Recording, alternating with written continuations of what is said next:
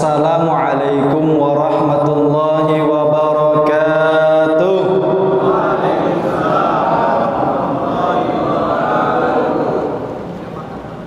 Alhamdulillahi rabbil alamin. Innal hamdalillahi nahmaduhu wa nasta'inuhu wa nastaghfiruh wa nastahdihi wa natubu ilayhi wa na'udzu billahi min syururi anfusina wa min sayyiati a'malina may yahdihillahu fala mudilla lahu wa may yudlil fala hadiya lahu asyhadu an la ilaha illallah wa asyhadu anna muhammadan 'abduhu wa rasuluhu la nabiyya wa la rasula ba'da. Qala Allah ta'ala fil Qur'anil Karim, a'udzu billahi minasyaitonir rajim. Ya ayyuhalladzina amanu ittaqullaha haqqa tuqatih wa la tamutunna illa wa antum muslimun. Wa qala Rasulullah sallallahu alaihi wa ala alihi wa ashabihi wa sallam, ittaqillaha haitsu ma kunta wa atbi'is sayyi'atal hasanata tamhuha wa khaliqin nas bi khuluqin hasanin. Amma ba'd, jamaah sekalian yang dimuliakan Allah Subhanahu wa taala, ayah bunda yang dimuliakan karena Allah Subhanahu wa taala, apa kabar semuanya? Sehat? Alhamdulillah semuanya sehat. Ada yang batuk-batuk, Pak?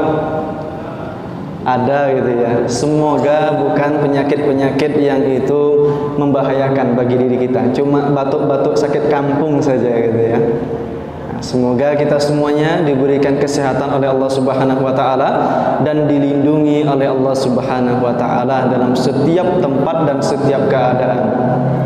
Ayah bunda yang dimuliakan Allah, pada malam hari ini kita pun menyanjungkan salawat kita kepada Rasulullah sallallahu alaihi wasallam dengan mengucapkan Allahumma salli wa sallim mubarak ala habibina maulana Muhammad sallallahu alaihi wa ala alihi wa ashabihi wasallam. Semoga dengan mengucapkan salawat dan hadirnya kita di malam hari ini di Masjid Al-Mukhlisin, masjid yang cukup megah ini, menjadikan sebab kita tercatat sebagai umat yang mendapat syafaat dari Rasulullah sallallahu alaihi wasallam. Amin ya rabbal alamin. Baik, ayah bunda yang dimuliakan Allah Subhanahu wa taala, mungkin sebelum kami menyampaikan beberapa materi yang akan kita pelajari pada malam hari ini, alangkah baiknya mungkin kami memperkenalkan diri. Tidak ujuk-ujuk nih siapa nih yang diundang Ustaz Rahmat nih ya di Masjid Al-Mukhlisin. Tiba-tiba dia duduk nyampaikan materi kan. Nah, apalagi pepatah Melayu mengatakan tak kenal maka tak sayang gitu ya. Tak sayang maka tak cinta gitu ya. Untuk tumbuh cinta di antara kita sebagai seorang muslim, mungkin kami memperkenalkan diri sedikit.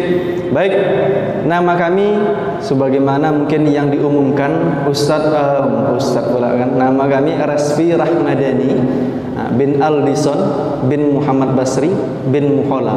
Bapak orang Taluk Kuantan, ibu orang Jawa Tengah. Jadi saya Puja Kesuma, putra Jawa kelahiran Sumatera gitu ya. Kemudian kami lahir di Rengat, TK di Pematang Reba, Rengat Barat, SD di Pematang Reba, Rengat Barat, SMP di SMP 1 Rengat Barat, SMK 1 Pasir Penyu, jurusan agribisnis tanaman perkebunan.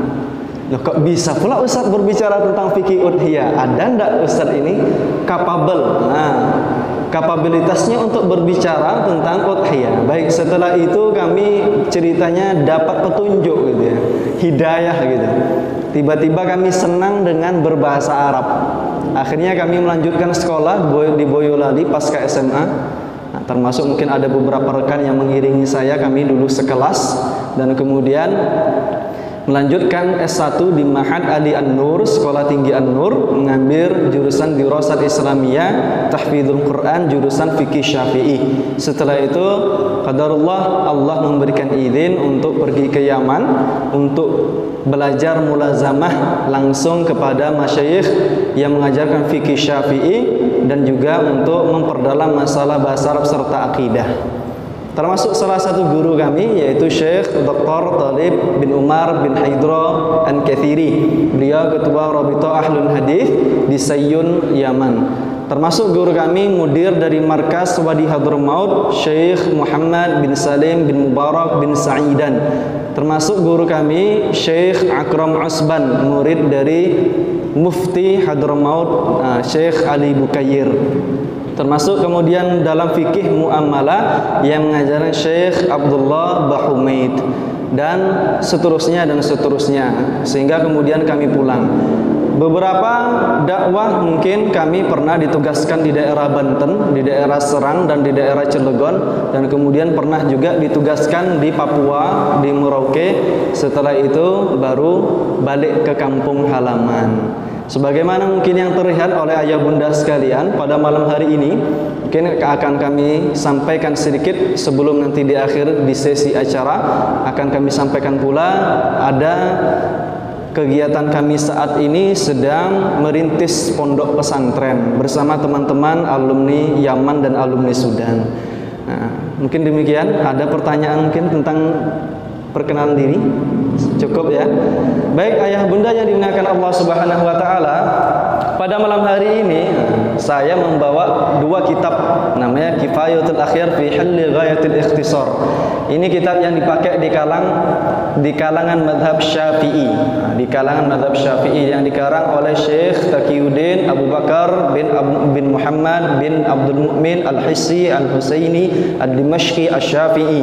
Beliau mensyarah kitab Ghayatul Takrib atau lebih dikenal dengan kitab Matan Abu Syuja' yang dikarang oleh Syekh Ahmad bin Husain bin Ahmad Al-Asfahani, termasuk seorang ulama dalam kalangan fikih Syafi'i.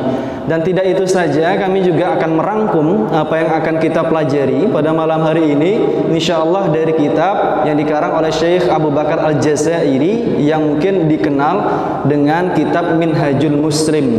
Beliau seorang ulama, yaitu seorang imam dan pengajar di Masjid Nabawi di Madinah. Nah, artinya di sini ada dua pendapat madhab, ada madhab Hambali dan ada madhab Syafi'i. Dan di dalam madhab Syafi'i ada perbedaan dalam pendapat-pendapat yang lainnya. Seperti Imam Nawawi berbeda dengan Imam Romli, berbeda dengan Imam Zubaidi, berbeda dengan Imam Rafi'i. Jadi di situ semuanya akan kami rangkum insyaallah. Baik, jamaah yang dimuliakan Allah Subhanahu wa taala, berbicara tentang fikih. Nah, fikih secara bahasa fikih itu artinya al-fahmu, yaitu satu pemahaman. Bukan disebut dengan ilmu gitu ya, bukan disebut dia ilmu, tetapi dia lebih kepada pemahaman terhadap dinul Islam, lebih khusus lagi kepada syariat Islam, dinamakan dengan fikih. Secara istilah syar'i para ulama mengatakan fikih artinya ma'rifatu ahkamuddin, mengetahui hukum-hukum agama atau ahkamus syariah al-amaliyah, hukum yang bersifat tindakan, bersifat ibadah, al-amaliyah, al-muktasabah, yang diambil min adillatiha, dari dalil-dalil yang spesifik, dari dalil-dalil yang khusus. Salat, Allah memerintahkan aqimus shalah wa atuz zakah, ya ayyuhalladzina amanu idza qumtum ila salati faghsilu wujuhakum, dan seterusnya dan seterusnya. Kemudian dinamakan dengan fikih. Maka dari itu ada perbedaan-perbedaan pendapat yang itu bisa dimaklumi oleh para ulama dalam fikih. Kenapa? Karena di situ dalil dalam fikih itu banyaknya dhaniyud dilalah, bukan qat'iyud dilalah, bukan dalil yang pasti menunjukkan satu hal kecuali dalam hal perintah. Allah mengatakan zakat itu wajib, maka tak ada ulama yang mengatakan zakat fitri itu sunnah. Ketika Allah mengatakan salat itu wajib, maka tak ada ulama yang mengatakan salat itu boleh dilakukan, boleh tidak 5 waktu. Itu namanya dalil yang pasti. Tetapi di situ ada dalil-dalil yang secara pemahaman makna terjadi perbedaan pendapat. Maka disitulah tempat fikih bermain. Nah, di situ. Pada malam hari ini kita akan membahas tentang udhiyah. Nah, ayah bunda ada yang tahu udhiyah apa artinya? Tadi udah disebut sama Ustaz Rahmat ya. Udhiyah. Yang baru pertama kali dengar arti kata udhiyah siapa kira-kira? Ada yang baru pertama kali dengar?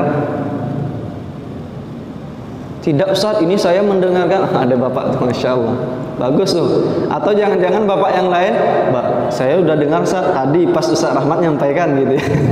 Bisa jadi. Bunda sekalian yang di belakang, ada yang baru pertama kali dengar udhiyah? Mungkin ada ya, atau pernah mendengar tapi artinya tidak tahu. Maka di sini akan kita pelajari insyaallah.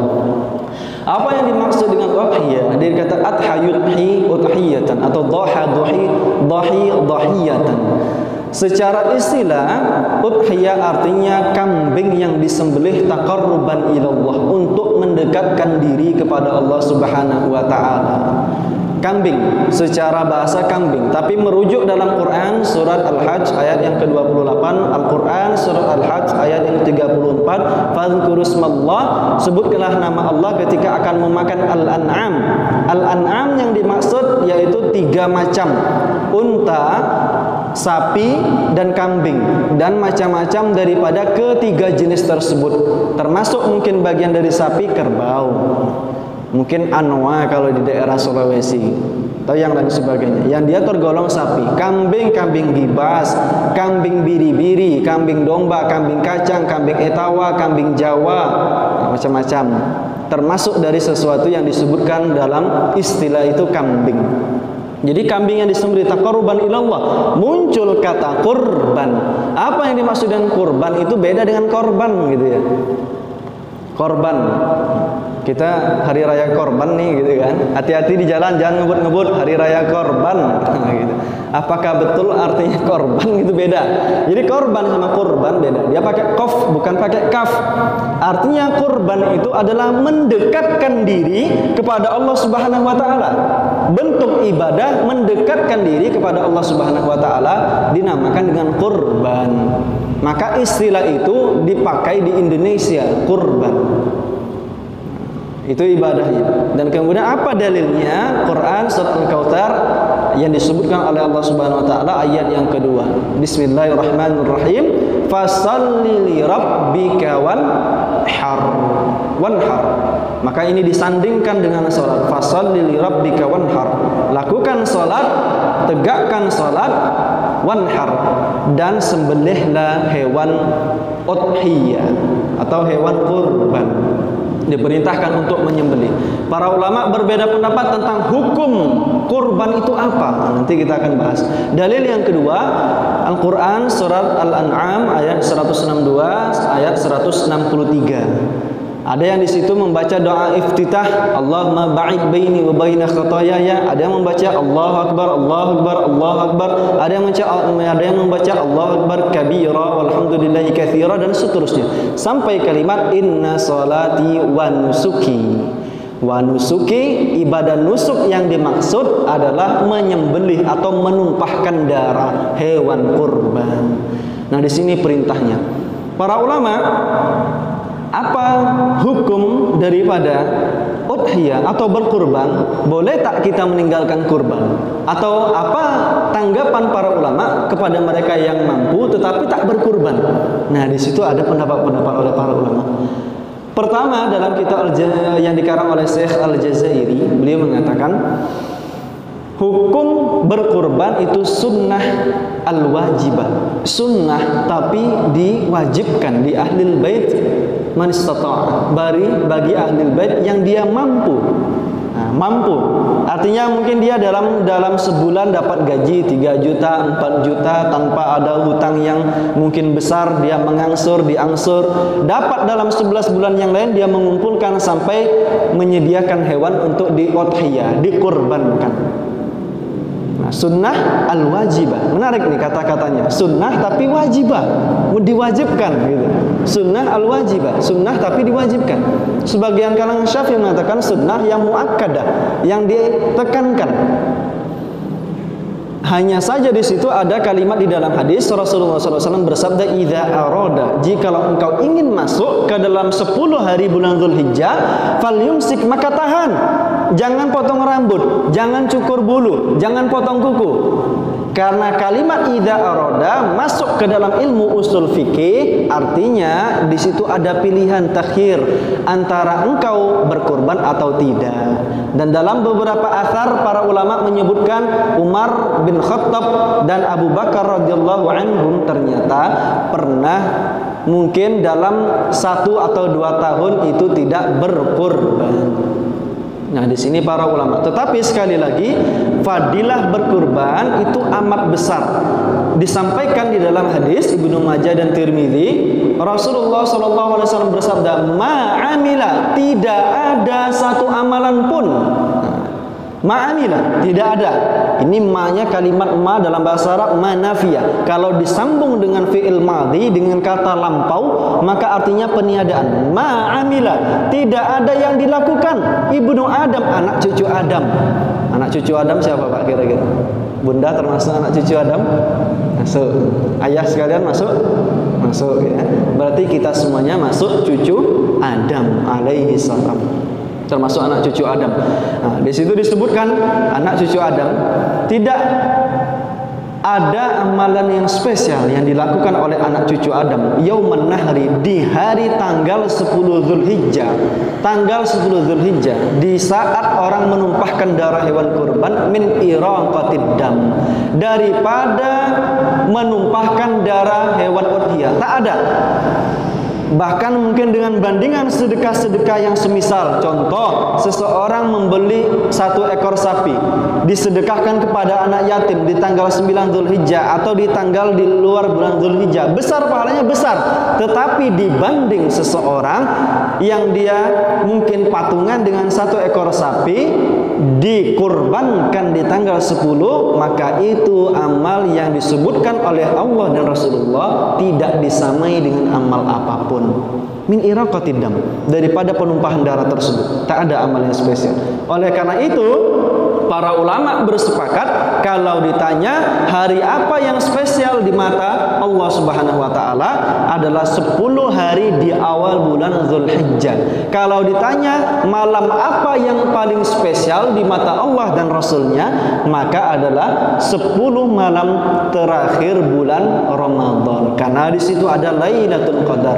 Di bulan Zulhijjah ada puasa Arafah, ada hari tasyrik, ada hari nahar, hari ditumpahkan darah hewan kurban tanggal 10 atau dikenal dengan hari Idul Adha. Nah, di sini paham mungkin sampai di sini, ayah bunda?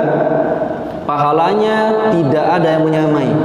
Wa innahu sayati yaumal qiyamah, sungguh hewan kurban, kambing, sapi yang dikorbankan di jalan Allah Subhanahu wa taala, dipersembahkan untuk Allah Subhanahu wa taala, sayati yaumal qiyamah, pasti datang di hari kiamat. Biquruniha, dengan tanduk-tanduknya yang sempurna sebagaimana dia hidup di dunia. Bi'adlafiha, dengan kuku-kukunya. Wa asy'ariha, dan rambut-rambut bulunya semuanya dari hewan kurban tersebut menjadi hujjah di hadapan Allah. Wa inna bikulli sufiha hasanah, dan setiap daripada helai rambut tersebut ada kebaikan. Bikulli sufi juludiha ya Rasulullah. Para sahabat bertanya, setiap helai rambut itu ya Rasulullah? Bikulli sufiha hasanah, setiap helai tersebut kebaikan, kata Rasulullah SAW. Subhanallah, Masya Allah. Ada berapa Pak bulu kambing itu kira-kira? Berapa helai? Ada yang pernah hitung? Bunda mungkin? Atau bapak-bapak yang jual kambing atau jual sapi? Ada yang pernah hitung? Tak ada. Banyak. Ada sampai 1 juta lembar? 1 juta helai? Mungkin lebih daripada itu. Apalagi sapi yang lebih besar daripada kambing. Masya Allah. Fatuba biha nafsan, maka sungguh beruntung jiwa-jiwa mereka yang sudah mendaftar untuk berkurban. Nah, saya bagaimana Ustaz? Tak ada kata terlambat. Berkumpul duit 1.800.000, 1.500.000, beli kambing udhiyah. Kalau dia dalam keadaan yang memang lapang. Baik, kemudian dilanjutkan dalam hadis tersebut, wa inna dam, sungguh darah yang menetes, wa inna dam, la yaqa' minallahi fi makanin qabla ay yaqa' 'alal ard. Sungguh darah yang ditumpahkan ketika tukang penyembelih itu menumpahkan darah, sebelum campak dia, sebelum terjatuh dia ke dalam lubang itu sudah diambil oleh Allah Subhanahu wa taala. Walakin la yanalu luhumaha, akan tetapi Allah bukan mengambil dagingnya. Walakin yanaluhu taqwa, yang Allah ambil ketakwaan orang yang kemudian menjadi peserta kurban tersebut. Dan ini kekhususan bagi umat Rasulullah SAW. Di umat-umat sebelumnya ada ghanimah, ada harta, ada kambing, ada sapi, Pak. Di zaman-zaman sebelumnya, di zaman nabi-nabi sebelumnya, dikumpulkan di tanah lapang, disambar oleh satu api, langsung diambil oleh Allah Subhanahu wa taala. Tetapi kata Rasulullah SAW, wa uhillat liyal ghanimah, akan tetapi bagiku ghanimah, hewan-hewan yang dipersembahkan kepada Allah itu dipersembahkan hanya rasa ketakwaan kita sebagai seorang muslim, tetapi halal dimakan dagingnya. Apa tak enak tuh Pak? Dagingnya kita makan, pahalanya besar. Enak kan? Enak sebetulnya. Apalagi mereka yang dapat kupon gitu ya, dapat kupon lebih enak lagi. Berusaha menjadi seorang yang ikut kurban. Nah, ini besar sekali pahalanya di sisi Allah Subhanahu wa taala. Tidak ada amal yang menyainginya sekalipun dia sama melakukan hal tersebut. Baik, kemudian berkaitan dengan hewan-hewannya baru masuk ke dalam hal fikih. Tadi tentang keutamaan dalam udhiyah ini tidak ada dalil yang sampai derajat sahih mutawatir, tetapi ada hasan gharib. Nah, di situ ada pendapat tentang afdaliyah banyaknya hadis dhaif. Yang kami sampaikan tadi hasan gharib. Yang selebihnya banyak keutamaan disebutkan, tapi sayang hadisnya dhaif gitu. Baik jamaah yang dimuliakan Allah, tentang apa-apa yang disunnahkan pada hewan kurban tersebut, maka diperhatikan pertama umurnya. Umur hewan terbagi lagi. Pertama ada namanya dha'an, dari jenis kambing ada namanya dha'an atau biri-biri atau domba. Dari jenis kambing lagi ada namanya ma'iz, kambing kacang yang kita tengok sehari-hari, kambing peranap gitu ya, yang dilihat sehari-hari, kambing Jawa atau kambing etawa, baik telinganya ke atas atau telinganya turun ke bawah. Nah, itu namanya ma'iz, golongan ma'iz. Ada sapi, ada unta. Dha'an umur boleh kurang dari 1 tahun, 6 bulan. La yajuzu dunal juz'ah, tidak boleh kurang dari 6 bulan. Kalau biri-biri, kenapa biri-biri atau domba itu dia lebih besar, lebih banyak dagingnya dibanding kambing biasa secara daging. Dan kemudian ma'iz berapa umurnya? 1 tahun, tak boleh kurang dari 1 tahun. Karena bentuknya kurban, mendekatkan diri kepada Allah, patokannya sudah disebutkan oleh para ulama. Sapi 2 tahun jalan ke-3, unta 4 tahun jalan ke-5. Dalam kitab Kifayatul Akhyar disebutkan Jabir bin Abdullah radhiyallahu anhu pernah berkurban bersama Rasulullah. Sapi dan unta umurnya 7 tahun. Tetapi di situ hanya melihat keadaan di saat itu Rasulullah memang dapatnya yang umur segitu. Tapi patokan minimal tadi unta 4 tahun, sapi 2 tahun. Kalau ada yang beralasan, penting diperhatikan masalah umur, masalah banyaknya daging. Banyaknya daging itu nomor 2. Mengikuti masalah umur itu nomor 1. Ustadz, ini kambing etawa ini Ustadz, memang dia umurnya masih 9 bulan, tapi tengoklah sama Ustadz nih, besar dia, tak bisa. Besar kurang 1 tahun tak bisa dipakai. Kenapa? Di situ ada ukuran-ukuran di dalam syariat yang menjelaskan berapa umur yang harus dikurbankan. Dan kemudian yang kedua, dipilih hewan kurban yang salimah, yang dia sehat, tak sakit, yang dia sehat, tidak ada aib. malahu aib, malahu ayub, tidak ada aib-aib. Apa saja aib tersebut? Di dalam hadis Rasulullah SAW bersabda, laisal aura alladhi bayyin auruha, tidak buta, tidak picak matanya satu atau kedua-duanya, yang betul-betul buta matanya. Apa? Rambu-rambu dia buta, berjalan dia terlambat dibanding kawan-kawan yang lainnya. Itu termasuk aib, dihindarkan. Yang kedua, laisal maridah, bukan yang sakit, yang betul-betul sakit dia, yang mempengaruhi banyak tidaknya daging. Yang ketiga, laisal atba', bukan yang pincang, baik pincangnya sejak lahir atau tak tahu mungkin dia tersangkut di kandang yang berkawat langsung pincang kakinya, sakit. Kan di situ termasuk aib. Dan kemudian pula bukan yang ajfa, bukan yang kurus betul. Saking kurusnya itu orang nyangkanya ini disok tunjang aja, ini kayak gini nih. Nah, gitu. Nah, kayak gitu jangan, dihindarkan. Kalau bisa diganti. Susah Ustaz cari yang jantan, nanti ada pembahasan jantan dan betinanya itu. Nanti ada pembahasan. Nah, baik. Kita lanjutkan. Dan kemudian terjadi beberapa perbedaan pendapat oleh para ulama dalam beberapa hal yang dipotong. Contoh al-khussi, yaitu hewan yang dikebiri,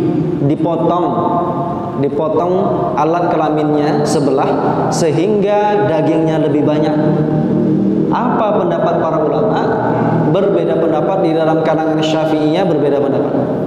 Sebagian ulama mengatakan bisababi nuqsiha, dengan sebab dia dikebiri justru ziyadatul lahmi, banyak dagingnya sehingga diperbolehkan.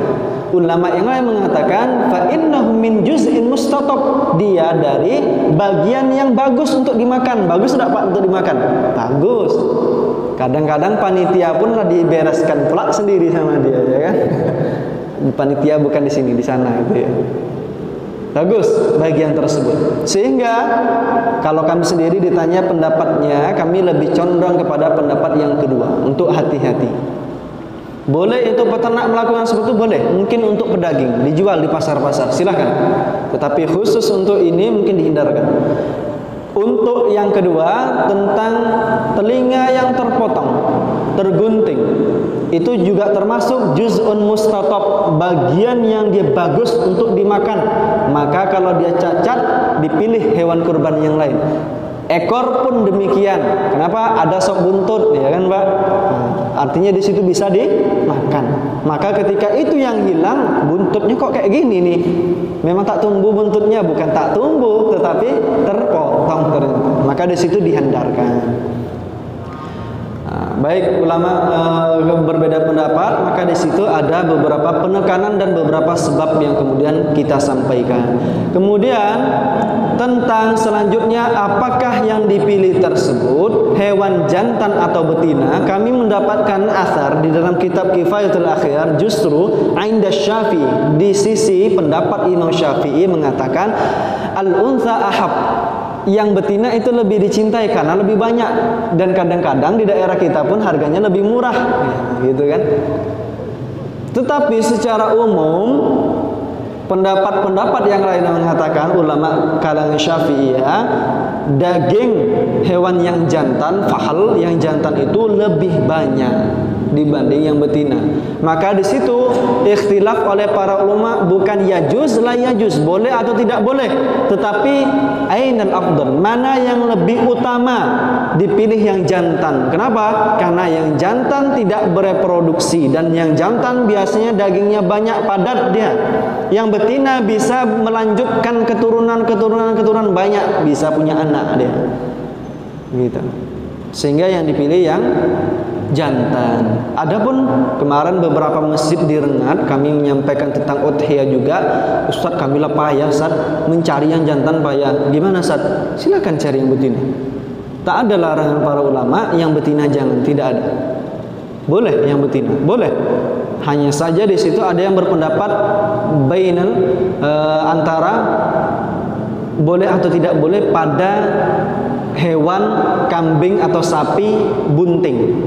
Ada yang mengatakan tidak boleh, ada yang mengatakan tetap diperbolehkan. Kalau kita tidak tahu, silakan lanjutkan. Wa zakatul janin zakatu ummi. Hukum janin di dalam perut hewan sapi atau kambing itu mengikuti hukum induknya. Kalau induknya disembelih, maka anaknya itu halal dimakan. Jangan jijik, jangan dibuang anak yang di dalam perut. Silakan dimasak. Mungkin beberapa orang mungkin, anaknya bangkai ini. Enggak, dia mengikuti hukum induknya. Kalau induknya menjadi bangkai, al-munkhaniqatu wal mutaraddiyatu wan natihatu wa ma akala sab'u illa ma dzakaitum, yang tercampak dari tempat yang tinggi, yang tercekik, yang terpukul. Nah, yang seperti itu termasuk bagian yang bangkai. Nah, kalau yang seperti itu, maka hukum anak mengikuti hukum induk. Itu diperbolehkan oleh para ulama. Kami dulu di pondok pesantren pernah mendapati yang bunting. Di situ disembelih, ternyata anaknya mungkin umurnya sudah, kalau manusia mungkin sudah 8 bulan setengah. Sebentar lagi dia keluar gitu. Kalau sapi saya belum tahu berapa bulan hamilnya gitu. Baik jamaah yang dimuliakan Allah, nah di sini adanya umur, adanya beberapa hal berkaitan dengan hewan yang sehat bagaimana dan yang aib bagaimana. Yang selanjutnya, waktu dilakukan penyembelihan kapan? Di situ para ulama berbeda tentang Idul Adha dan Idul Fitri. Idul Fitri ada namanya tasarrufuz zakat, untuk penyaluran zakat, dan hukum penyaluran zakat pada dasarnya itu ba'da subuh yaumal Aid, di hari Idul Fitri disalurkan zakat. Tetapi Islam itu bukan hanya di daerah Mekah sekarang, bukan hanya di Madinah saja, sudah sampai ke Peranap. Nah, akhirnya diperbolehkan sebelum subuh hari itu tetap boleh untuk disalurkan. Tetapi kalau ada malam takbiran yang memberikan, tetap diterima, tetap disalurkan. Oleh karena itu, hukum sholat Idul Fitri dilakukan rumhain, 2 tombak baru dilakukan sholat. Sedangkan Idul Adha di tanggal 10 besok, di hari Selasa, betul Pak? Hari Selasa. Nah, Idul Adha dilakukan matahari telah terbit atau masuk waktu syuruk atau sampai setinggi 1 tombak. 1 tombak. Berapa menit kira-kira dari waktu subuh? 1 jam 45 menit kira-kira dari ba'da subuh. Nah, di situ didirikan salat dan kemudian khutbah khafifah. Kedua-duanya dilakukan, tak boleh diperpanjang, ringan-ringan saja. Kenapa? Ada hewan yang menunggu untuk dikorbankan, disedekahkan kepada halayak ramai. Bahkan disunahkan juga nanti berpuasa ba'da subuh. Rasulullah SAW dari ba'da subuh di hari Idul Adha tidak makan, tidak minum, sampai nanti selesai sholat dan khutbah baru makan dan minum. Dan itu pun dengan hewan kurbannya yang diudhiyah. Cepat tak? Cepat berarti dilakukan. Masalahnya beberapa kalangan di antara kita di Indonesia, semoga tak ada di Indragiri Hulu, melakukan Idul Adha, sambutan ini, sambutan itu, sambutan ini, sambutan itu. Akhirnya seharusnya jam 7.15 selesai, jam 8.30 baru selesai. Betul Pak? Betul gitu ya. Belum lagi balik ke rumah, duduk sebentar, sampai ke masjid, nunggu, saling menunggu, jam 9 juga jadinya. Ternyata tukang jagalnya terlambat datang, jam 9.15 baru datang, baru disembelih. Selesai jam setengah 10 dikuliti, jam 10 dipotong daging, dibagi-bagi tulangnya, ditimbang-timbang, baru jam 11, jam 12 siang dikasih kepada masyarakat. Subhanallah. Padahal ada cara-cara yang terbaik bagaimana menyembelih hewan kurban itu cepat, dibagi kelompok ini yang gotong royong. Kami dulu diajarkan dari pondok yang tamat SMA sampai yang S1 dulu, diajarkan bagaimana hewan tersebut bisa disalurkan cepat. Bagian jeroan ini A sampai B, bagian tulang ini, bagian daging ini, bagian menguliti ini, semuanya bergerak di pada tupoksinya masing-masing. Gitu. Sehingga tak ada jam 5 sore baru disalurkan, sampailah belangau-langau tuh. Nampaknya daging tuh. Lah sampai ke dapur tuh lah belangau-langau. Di situ jangan sampai terjadi. Nah, ini masalah waktu dilakukannya kapan? Dilakukan cepat. Baik. Baik, sebentar lagi. Nah, ini tentang kurban dan kemudian tentang pembagian. Dan kemudian kami sampaikan ada larangan-larangan. Pertama, tidak diperbolehkan penyembelih mengambil bagian khusus dari hewan yang dikurbankan. Contoh, penyembelih mendapat kepala sapi, penyembelih dapat kepala kambing. Pengkhususan seperti ini tidak diperbolehkan dengan dalil khusus yang disampaikan Ali bin Abi Thalib radhiyallahu anhu ketika diperintahkan oleh Rasulullah untuk mengurusi, amarani Rasulullah sallallahu alaihi wasallam bil budna, untuk mengurusi unta Rasulullah. Maka kemudian diserahkan kepada jazar, kepada penyembelih, tukang jagal. Di situ dibereskannya semua. Fa atasaddaq, dan aku kemudian menyedekahkan seluruh daging tersebut. Walan nu'til jazar, kami tidak memberikan sedikit pun bagian khusus kecuali dia sebagai khalayak yang ramai mendapatkan kupon sebagaimana yang lain mendapatkan kupon. Walakin nu'ti indana, akan tetapi kami memberikan uang dari kantong kami sendiri, kata Ali bin Abi Thalib. Maaf, ini kami sampaikan karena mungkin beberapa tempat ada yang khusus dia dapat kepala. Setiap 5 sapi saya dapat 1 sapi, kepala sapi misalnya gitu. Pembagian seperti ini ternyata dilarang oleh para ulama. Baik, kemudian selanjutnya kami sampaikan tentang pembagian daging. Terakhir, tentang pembagian daging.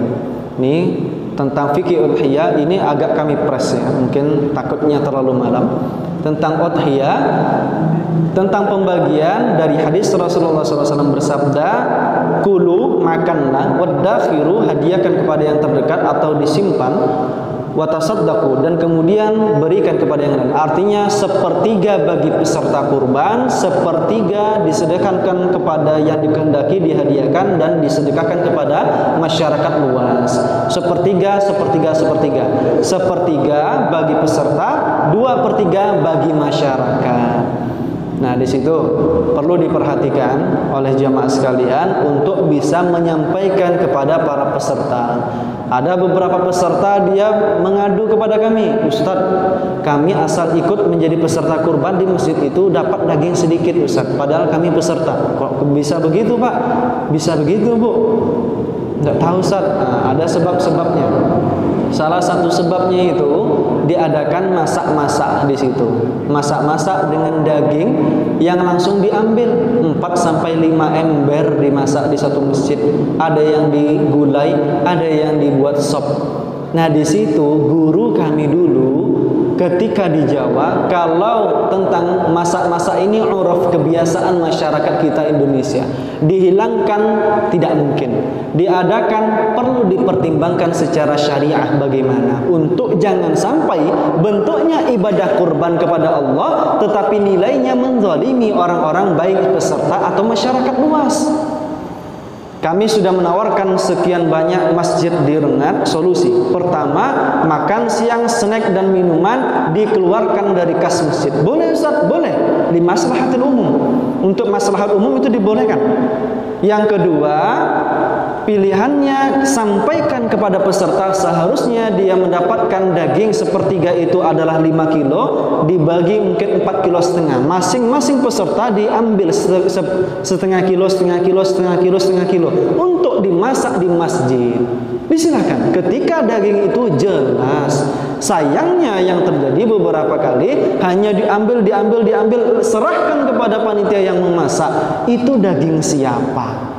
Nah, di situ saya pun menelusuri apa sebabnya kok peserta sampai seperti itu. Ternyata di masjid itu dilakukan masak-masak luar biasa megahnya.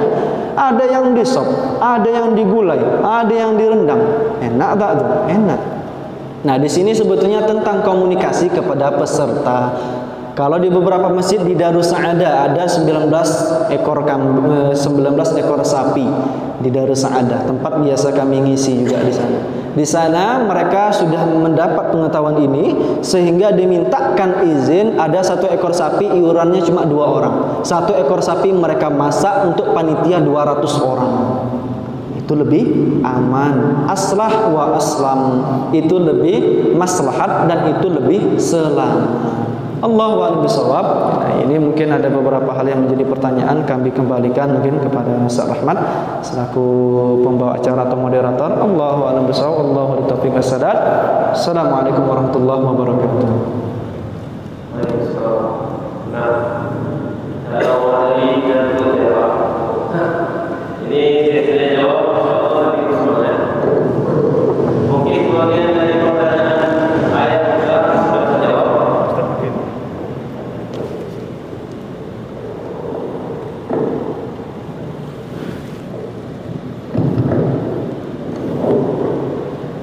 Mungkin beberapa pertanyaan yang menjelaskan ini sudah terjawab di saya.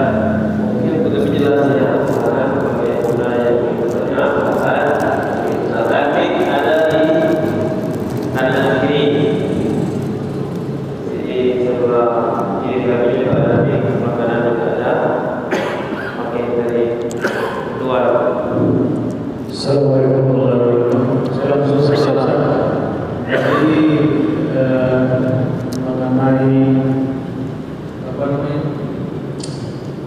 pemberian untuk masak-masak tadi, Baik. mau dijelaskan kembali. Kemudian yang kedua untuk ada yang saksi tadi mengenai ini untuk bekerja bagi kepala boleh tidak boleh. Baik. Baik.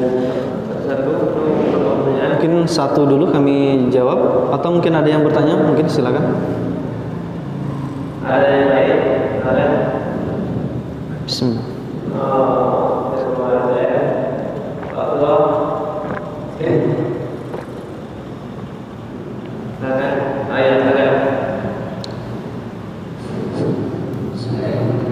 Assalamualaikum warahmatullahi wabarakatuh. Assalamualaikum. Mau saya tanyakan dulu Ustaz, memberi upah kepada pekerja Ustaz. Baik. Berupa uang. Baik. Disampaikan oleh Bapak tadi itu kan tidak boleh pakai tulis sama kepala yang Ustaz. Ya. Jadi kalau masalah pakai uangnya gimana Ustaz? Baik. Itu yang kedua, pertanyaan kedua, masalah mana bagus kambing atau sapi Ustaz? Oh iya. Baik. Assalamualaikum. Baik, dua dulu mungkin kami jawab. Pertanyaan pertama Ustaz, dari masa yang dari korban tadi sudah dijelaskan sedikit, mungkin kurang mendalam atau kurang tegas, mungkin kurang lebih. Baik. Mungkin kami ulangi kembali tentang masak-masak tadi. Di situ mungkin uruf kebiasaan di Arab tidak dilakukan atau sebagian daerah mungkin dilakukan. Di Indonesia kita ini erat silaturahmi, tenggang rasa tasamuh, lapang dada itu kuat. Sehingga tak mungkin kalau nengok orang haus, bekerja, tak dikasih minum, tak dikasih makan.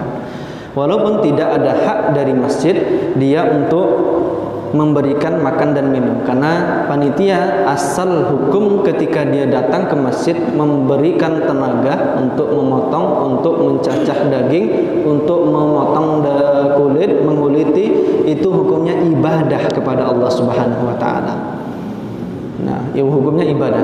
Maka dari itu pada dasarnya tidak ada kemudian kewajiban daripada masjid atau panitia. Tetapi di situ sudah menjadi uruf kebiasaan masyarakat adanya masak-masak. Sebagian masjid di Rengat tidak masak-masak, tetapi mereka membeli dari beberapa rumah makan Padang. Ada beberapa kotak-kotak nasi atau bungkus, dihitung berapa yang gotong royong dibelikan. Makan tetap makan, minum tetap minum, tetapi bukan dari hewan udhiyah. Kalau mau dari hewan udhiyah, maka di situ guru kami dulu di Jawa menyampaikan, hati-hati, ini bentuknya ibadah kepada Allah, sampaikan kepada peserta, karena peserta yang punya hak sepertiga tadi.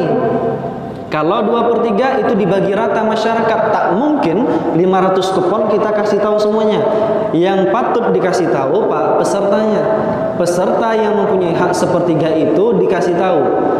Sekarang sapi itu berat dari daging total sekitar 70 sampai 80 kilo. Kalau termasuk dengan tulang mungkin 120 kilo. 120 kilo dibagi 7 orang, dibagi sepertiga. Taruh dibagi 7 itu semuanya mungkin 15 kilo. Sepertiga dari 15 adalah 5 kilo. Kalau 5 kilo, ini contoh saja, 5 kilo, maka minta izin kepada peserta satu bungkusnya, yang setiap bungkus itu 1 kilo, kami akan masak di masjid karena anggota gotong royong kita beramai.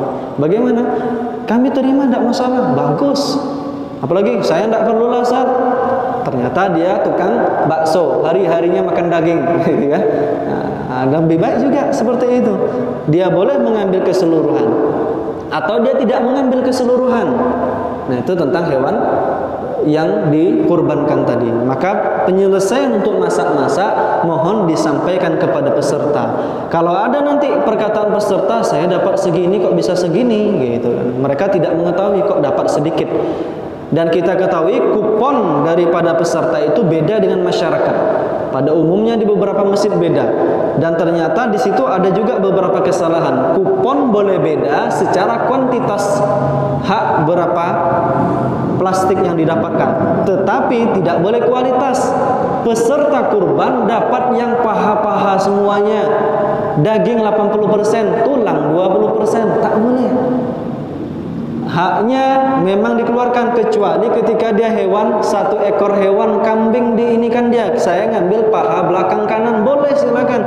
Paha kanan belakang itu tak sampai sepertiga, padahal dia boleh kedua-dua paha belakang kalau dia sedekah 1 ekor tadi.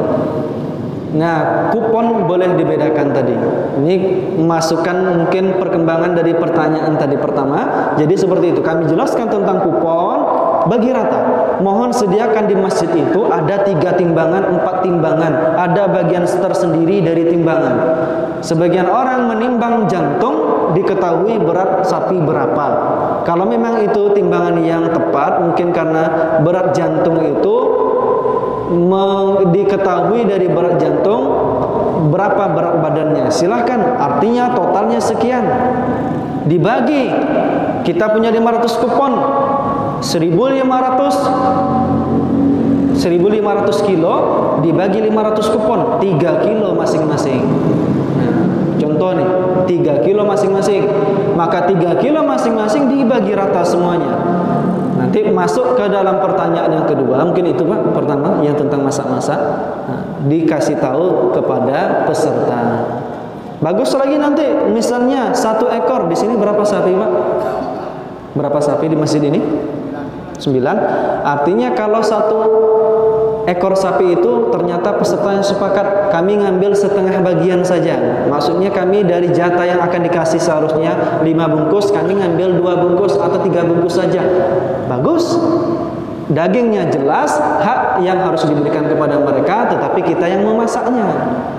Nah, untuk mereka yang gotong royong, yang dimakan, yang dimasak oleh panitia masjid itu sah, itu lebih halal. Takutnya kita tuh tiba-tiba dipotong-potong, tiba-tiba dimasak. Ini punya siapa? Gitu. Ini punya haknya yang gotong royong? Tidak. Justru yang punya hak tadi pembagian sepertiga bagi peserta, 2/3 dibagikan ke masyarakat luas. Hukum asal daging, tulang, kulit itu dibagi rata. Tetapi masyarakat kita kalau dipotong-potong kulit pun tak dimakan dia, tak diolah dia. Oleh karena itu, pendapat yang mengatakan haram untuk dijual itu bukan pelarangan mutlak, karena Abdullah bin Umar memperbolehkan, Sufyan membolehkan, Abu Thur membolehkan. dari hukum asal intifa, memanfaatkan, dan memanfaatkan salah satu bentuk memanfaatkan adalah dijual belikan. Nah, di situ tidak boleh ada salah seorang peserta atau masyarakat yang gotong royong nanti mengatakan kulit kalau tak di apa-apakan kasih kami saja, tak boleh diambil secara kolektif. Hukum asal dia disedekahkan. Setelah dia dijual oleh panitia dapat uang 500.000 misalnya atau 1 juta kalau banyak. Dulu kami di pondok pesantren sampai 40 ekor, sampai 30 ekor, sampai dapat tuh berapa juta. Uang itu pun ternyata tak boleh disimpan uang kas masjid, harus disedekahkan di hari Idul Adha tersebut kepada mereka yang membutuhkan. Nah, ini hukum kulitnya. Adapun bagian tadi mungkin yang kedua tentang upah. Kan gitu Pak. Yang pertama tadi penanya pertama. Yang kedua tadi apa? Ustaz? Yang kedua, baik yang pertama tadi yang kedua ada ini jelas tak? Baca soalnya jelas ya. Miksa jelas. Oke. Bagaimana Pak tadi? Pertanyaan pertama jelas. Bukan yang pertama tadi penjelasan dari Ustaz yang pertama. Jelas. Nah, Ustaz itu izin kepada peserta atau penerima? Baik. Izin kepada peserta. Nah, bukan kepada penerima. Kalau penerima dia ya. betul. Oke. Peserta. Kemudian kalau penerima banyak betul semua. Iya. Nah, ini kepada peserta. Iya, peserta. Peserta. Baik. Iya. Prioritas khusus boleh hanya secara kuantitas, berapa jumlah banyaknya. Nah, itu diperbolehkan. Karena ada panitia yang segan, peserta dikasih dagingnya yang bagus-bagus. Yang dapat yang kasihan orang-orang masyarakat biasa. Dapatnya jeroannya banyak, tulangnya 50%, dagingnya tinggal 1/4 lagi di dalam plastik. Nah, di situ dibedakan secara kuantitas. Kan sudah terbedakan. Spesialnya di mana? Dia dapat 4-5 bungkus. Sedangkan masyarakat biasa dapat 1 bungkus saja. Nah, di situ. Agar tidak ada kezaliman. 1 orang panitia kurban di Rengat itu keluar gara-gara 1 masjid dia lebih mengutamakan orang peserta harus dagingnya yang mantap saja. Nah, itu tidak diperbolehkan. Allahu a'lam. Baik. Saya rasa adalah pertanyaan pertama Pak ya. Pertanyaan yang kedua sama dengan pertanyaan yang ketiga. Cuman bedanya kalau pertanyaan yang kedua diupah dari kepala sapi bagian bagaimana dia sudah jelaskan sedikit. Kemudian upah kerja berpokok bagaimana juga. Baik. Nah, untuk yang diupah dengan kepala sapi, terutama dia yang penjagal, itu tidak diperbolehkan. Diambil secara kolektif pun tidak diperbolehkan. Tadi 1 orang mengambil pribadi kepala sapi ini tak ada yang mau, siapa bilang tak mau? Atau mungkin tulang-tulang besar paha, ini tak ada yang mau, doa kami aja yang ngambilnya, siapa bilang tak mau? Masyarakat dikasih mau tak dia? Mau dimasak, besok tunjang, ya enggak?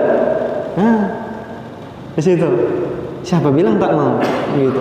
Kulit mungkin boleh, tetapi tulang-tulang bagi rata.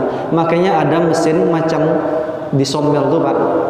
Beberapa tempat itu sudah membeli mesin sendiri untuk memotong tulang-tulang itu. Seret, potong deh kecil-kecil. Nah, tulang-tulang besar seperti itu. Terutama yang dia bisa diambil sum-sumnya, ada dagingnya di situ. Tidak diperbolehkan. Kepala pun kalau dipecah bisa dimakan Pak? Bisa. Mungkin dibagi 4, mungkin dibagi berapa. Kalau diambilkan secara khusus bagi yang penyembelih penjaga tak diperbolehkan. Di situ ada hadisnya khusus menjelaskannya. Kami pun baru menggali lagi itu. Ternyata ada hadis khusus yang tidak memperbolehkan itu terjadi. Akan tetapi mengupahnya dengan uang itu diperbolehkan. Lebih baik lagi mungkin dari upah peserta. Tapi peserta dikasih tahu, contoh, ini ada permasalahan di masyarakat. Dia iuran 2.200.000 kali 7 15.400.000. Harga sapi 14 juta, sisa 1,4 juta. Masuk kas atau untuk apa? Atau untuk diberikan kepada mereka yang gotong royong? royong, yang tukang antar daging. Maka di situ sampaikan kepada peserta sisa uang 1.400.000. Ini akan kami gunakan sebaik-baiknya demi gotong royong ini. Bagaimana? Dia mengatakan boleh, silakan. Itu lebih baik. Karena hukum asal mereka memberi 2.200.000, ternyata 200.000-nya lebih. Nah, di situ panitia memperbolehkan mengamplopi satu-satu, siapa yang mungkin yang paling capek, yang di situ kiranya dikasih amplop. Itu diperbolehkan. Tetapi jelas tadi mengatakannya. Kalau dari kas masjid, Allahu a'lam bishawab, karena kaitannya di situ adalah eventnya masjid yang menjadi panitia, tetapi pesertanya masyarakat yang membeli hewan kurban tersebut. Gitu. Baik. Itu ya, Allahu a'lam bishawab. Masalah kepala tadi berarti tak boleh. Nah, karena harus bagi semua rata saya. Kalau boleh juga Ustaz nih. Boleh. Boleh karena dari segi mau ke Manfaatan. Pemanfaatan. Dia sudah dijelaskan, kalau ditanya lebih jelas nanti. Kemudian cara uang membagikan uang gimana? Itu dari panitia saja. Bagaimana keputusan daripada panitia berapa dikasih operasionalnya Dengan meminta izin kepada peserta tadi. dan minta izin dari peserta. Tentu peserta ada ini dari sekian juta sekian untuk kerja. Baik. Kemudian yang keempat, yang mana lebih utama, kambing atau sapi? Oh iya. Ya, sapi. Baik. Ada satu hewan yang itu dicintai oleh Rasulullah SAW. Satu hewan itu mana afdal, itu dalam kitab Minhajul Muslim disebutkan ya. Bunda Aisyah radhiyallahu anha menyebutkan yang afdal untuk menjadi hewan udhiyah adalah kambing. Dan sifat kambing yang paling afdal adalah kambing yang di sisi matanya hitam, saudan, di kakinya hitam, kaki belakangnya hitam. Apalagi kalau dia punya tanduk yang sempurna. Ketika Allah mengatakan fadainahu, kami tebus Nabi Ismail alaihi salam dengan satu kambing gibas yang dengan tanduk yang sempurna, badannya gemuk, maka di situ kambing itu pula yang dicintai oleh Rasulullah SAW untuk menjadi hewan udhiyah. Di masyarakat kita kambing jarang. Ini masalah suka dan tak suka daging, dan animo masyarakat daging kambing naik tensi tidak. Di tanah Arab saya sering makan daging kambing sama unta. Sapi yang jarang. Harga sapi lebih mahal di Yaman, 30-40 juta sampai 50 juta. Sedangkan harga unta 15 juta, 17 juta. Besar unta itu Pak. Kambing pun demikian. Kambing biri-biri, kambing gibas itu banyak di sana. Sehingga kami terbiasa makan kambing. Kalau di sini mungkin hanya baru sapi, nah, coba di situ kambing. Itu hanya cara masaknya, cara masak orang Arab. Kalau mau cara belajarnya boleh lihat YouTube, bukan belajar sama saya. Walaupun saya belajar juga. Dulu ketika di Yaman saya masak rendang. Nah, kalau untuk afdaliyah itu tadi ya, kambing. Allahu a'lam. Baik. Kalau ditanya yang mana yang utama, kambing utama. Ya saja. Ya. Baik, pertanyaan yang selanjutnya silakan. Silakan Pak. Bapak ini mungkin tadi. Bapak ini. Kalau boleh sebut nama Pak. Bismillah. Assalamualaikum warahmatullahi wabarakatuh. Waalaikumsalam warahmatullahi wabarakatuh. Ini Ustaz, terlebih dahulu kami atau saya minta maaf kepada kita semua, khususnya Ustaz. Nggak tahu dengan pertanyaan saya ini melenceng dari Materi dari pembahasan. Baik. Pertanyaannya? Pertanyaan saya itu mengenai jumlah korban. Baik. Sapi kan 7 orang. Baik. Bisa satu. Iya. Ambil satu. Iya. Yang saya katakan itu mengenai peserta korban. Baik. Peserta korban kita mau sapi itu 7 orang. Jadi yang pertama itu di situ kita tuh korban 7 orang. Ini ada pendapat, ada dari tipis dan korban yang peserta korban tidak boleh orang yang sudah meninggal. Tidak boleh orang yang sudah meninggal. Ya. Baik. Yang pertama alasannya karena ada sunatan. Itu pikiran ada hadis dan sunatan. Kalau nabi kita sama nabi istrinya sudah keluar karena dia merupakan istrinya. Atas nama itu dia. Baik.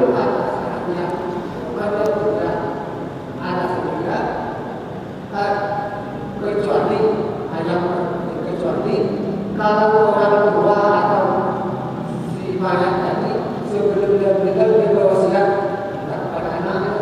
Baik. Berarti Baik. Dia besok kalau saya meninggal ada harta sedikit, misalnya ada harta dia. Baik. Kalau dua besok korbankan saya. Baik. Baru bisa kasihkan korbankan. Tapi kalau tidak ada wasiat, itu tadi yang pertama yang kedua yang kita biasanya kan banyak rumah kita juga di mana satu dari korban hadis itu kan saya mungkin binti atau mungkin almarhum atau itu pun sesuatu yang berbeda. Dan sekarang itu kira-kira apa alasannya atau dasarnya kita yang memiliki dari dasar hadis atau Qurannya? Yang terakhir.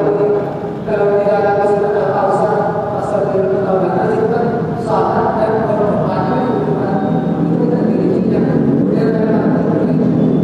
baik Pak. Maaf saya potong Pak ya. kira-kira dasarnya dari kita. Ya baik Pak. Baik. Mungkin singkat saja, Pak. Singkat. Oke. Mohon maaf. Waalaikumsalam. Jadi pertanyaan pertama yang kedua kami belum paham tadi ya. Yang pertama saya tanya itu peserta kurban apakah boleh orang yang sudah meninggal? Kalau boleh, kalau yang meninggal itu apakah harus diwasiatkan atau tidak kepada nama? Pertanyaan yang kedua, apa tadi pertanyaan yang kedua? Saya tak tangkap tadi pertanyaan yang kedua. Itu aja pertanyaannya. Dasar tadi tentang wasiat tadi itu.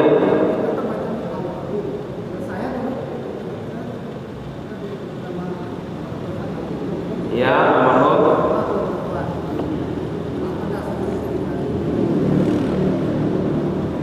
Membolehkan untuk dia korban untuk yang meninggal. Itu ya dasarnya. Oke, berarti satu pertanyaan. Satu. Baik. Oke, pertanyaan. Baik. Untuk pertanyaannya, pertama, kalau dia berkaitan dengan wasiat, maka wasiat itu dilakukan. Karena wasiat itu satu hal yang kalau dia tidak melanggar daripada syarak atau syariat, maka di situ dilakukan wasiat tersebut dan itu mampu dilakukan oleh ahli waris. Kalau tidak mampu, maka di situ jangan dilakukan. Contoh, anaknya terlalu miskin, bapaknya wasiat, bapaknya pun tidak meninggalkan harta waris, maka jangan paksakan untuk dilakukan sampai anaknya mungkin dia punya penghasilan yang cukup untuk memberi seekor kambing misalnya di atas namakan orang tuanya, itu diperbolehkan. Kemudian bagi mereka yang meninggal tapi tidak bermaksiat, untuk kurban ini muta'alliq bil izin, dia berkaitan dengan izin atau bergantung kepada izin. Orang yang di atas namakan kurban tahu enggak dia atau dia mengizinkan enggak kalau kita berkurban atas nama dia?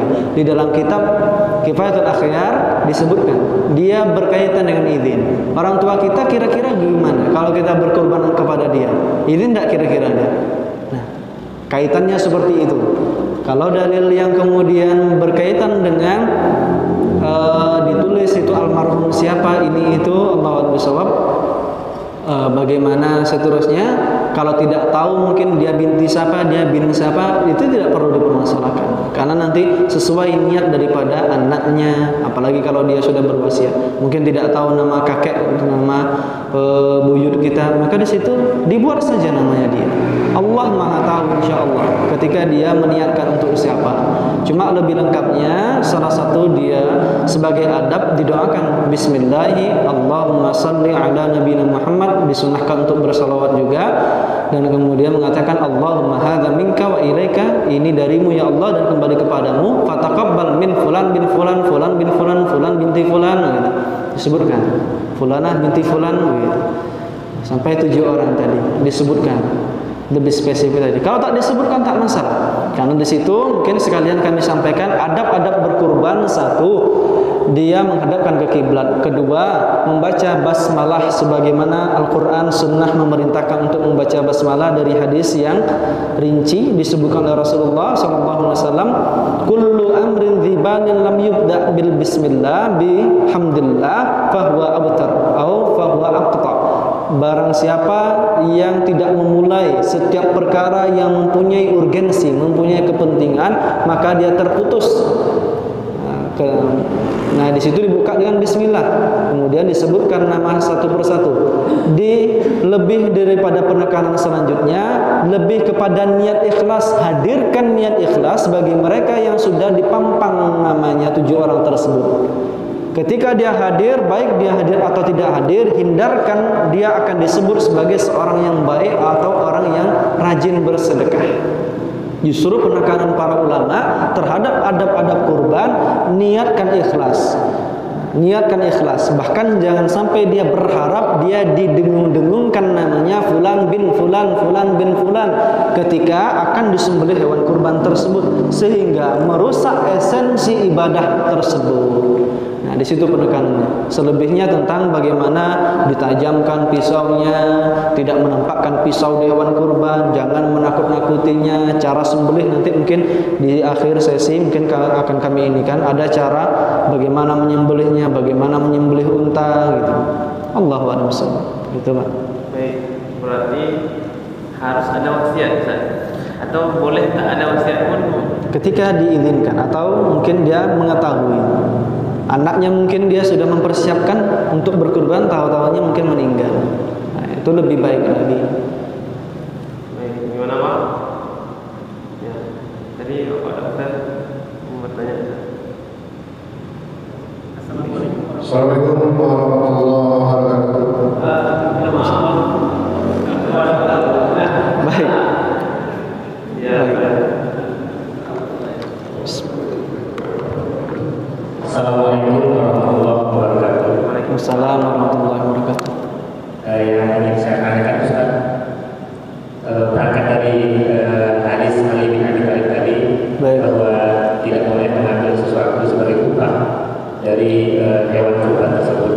Jadi untuk kehati-hatian kami dan semoga kurban ini memang ibadah atas Allah Subhanahu wa taala, apakah mengkhususkan kupon untuk pekerja dan kupon untuk panitia itu, apakah itu termasuk upah atau tidak, seperti itu.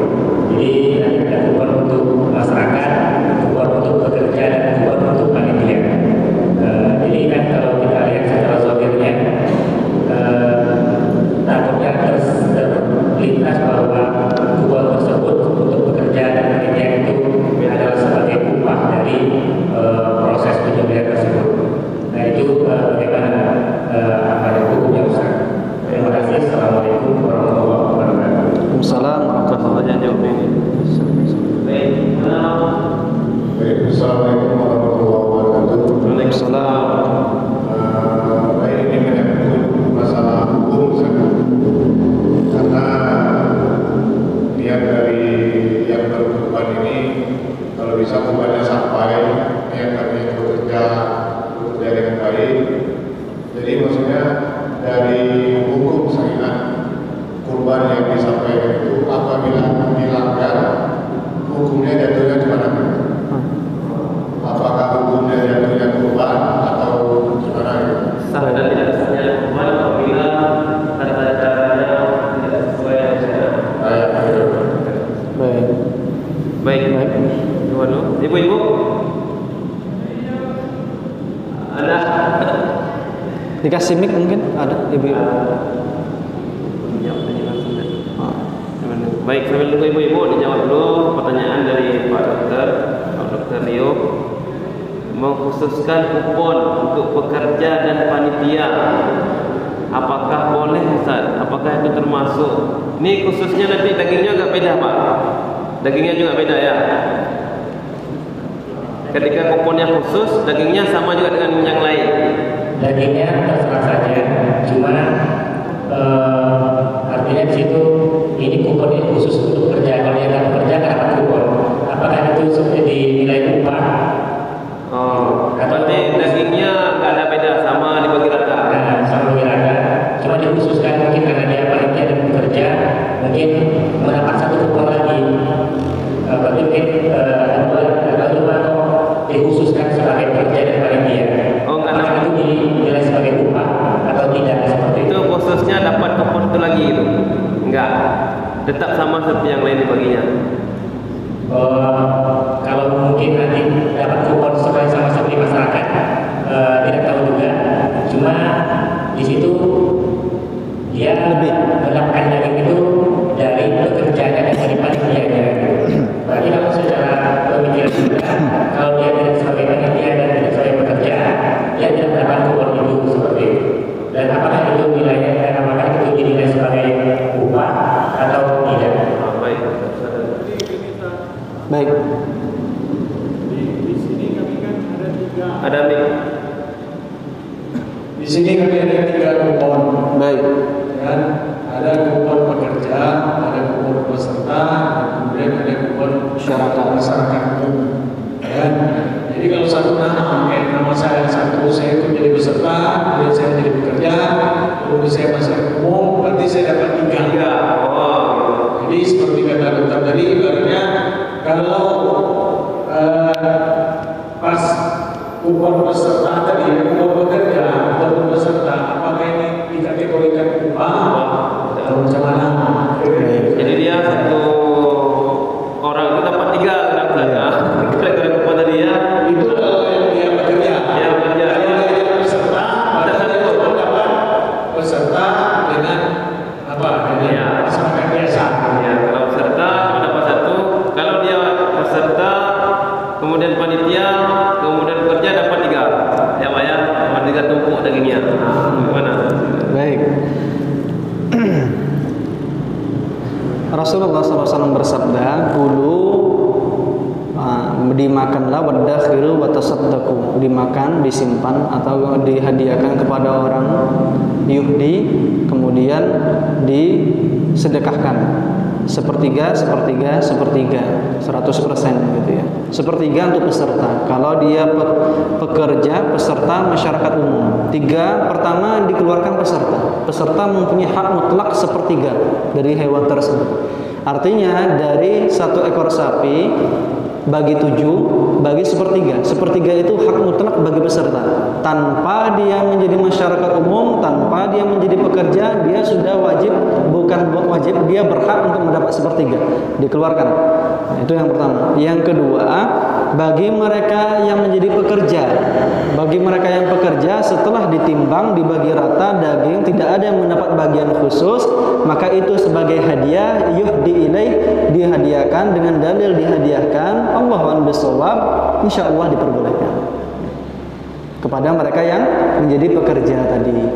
Tetapi bukan yang penjaga, penyembelih tadi dia tak boleh dapat bagian khusus. Maksudnya bagian khusus.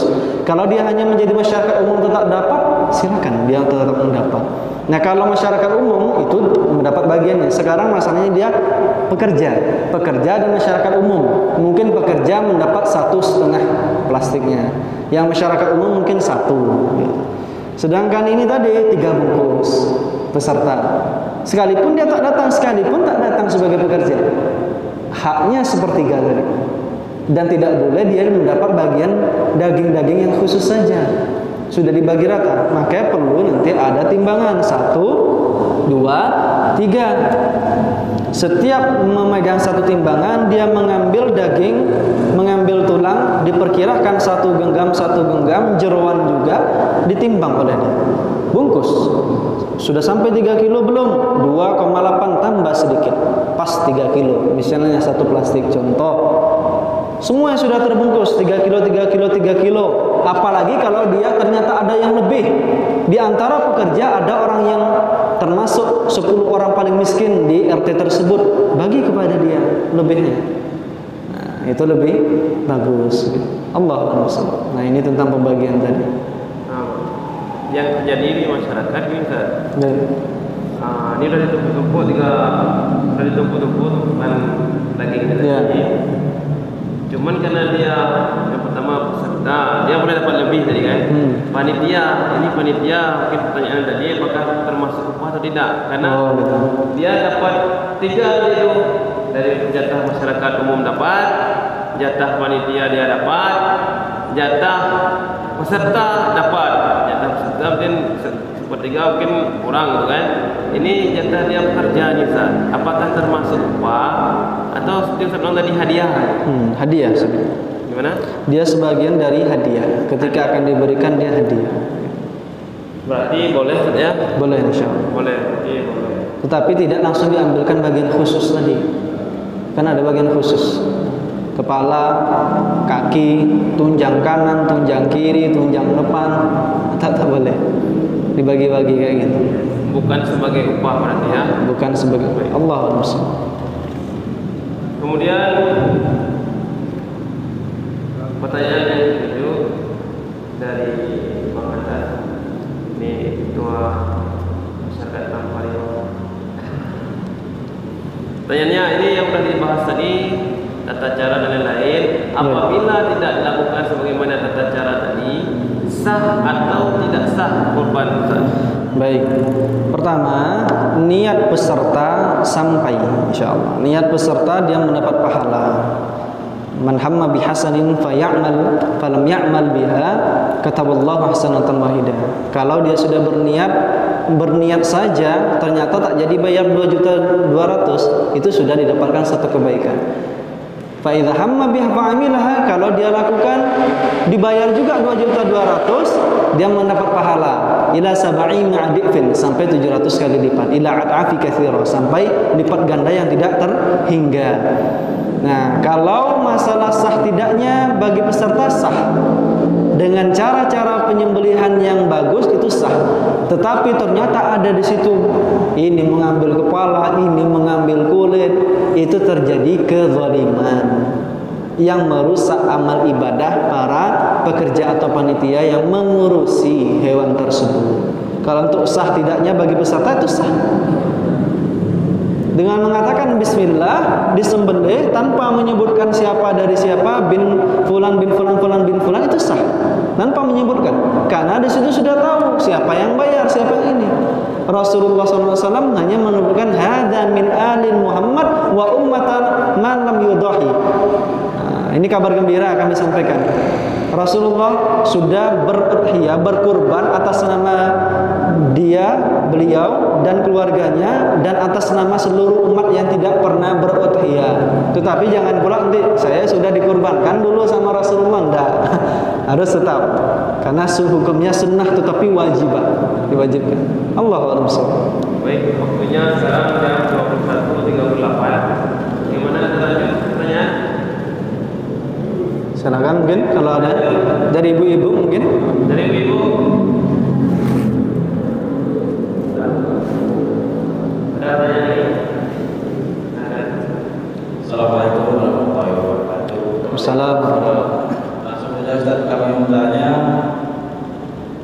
dalam satu sapi terdiri dari 7 orang. Baik. Dalam 7 orang itu ada 2 orang yang ikut akikah. Bagaimana hukumnya?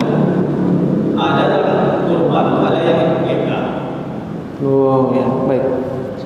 Langsung saya jawab. Di kampung ada satu sapi itu ada yang akikah. Iya.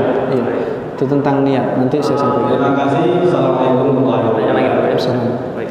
Pertanyaan lagi, satu lagi. Boleh. Pas sudah. Nah, ini berarti pertanyaan terakhir. Ada lagi.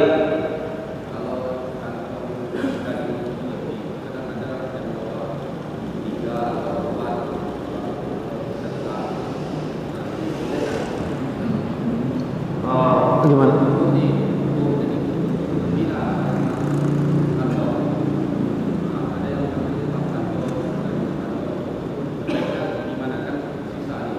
sisa-sisa yang ada bagi kita. Ya. Baik. Pertanyaan yang ke-8 tadi.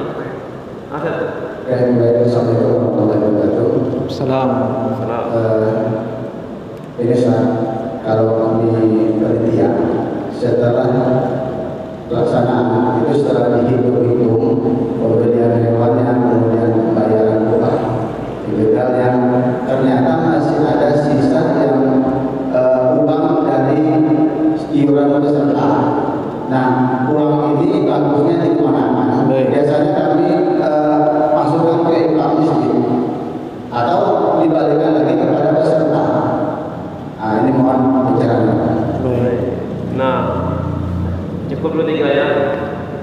Sebenarnya kalau dicatat semuanya, tapi biar waktunya tidak terlalu lama.